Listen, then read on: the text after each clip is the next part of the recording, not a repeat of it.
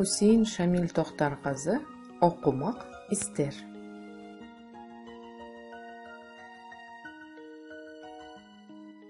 Yüce Sultanım, derde dermanım, bu tende canım okumak ister.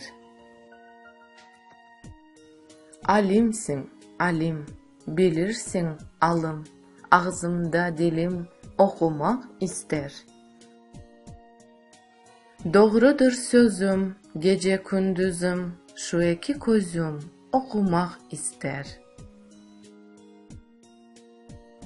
İlim ile fen, ider gönlü şen, kadrini bilen okumak ister.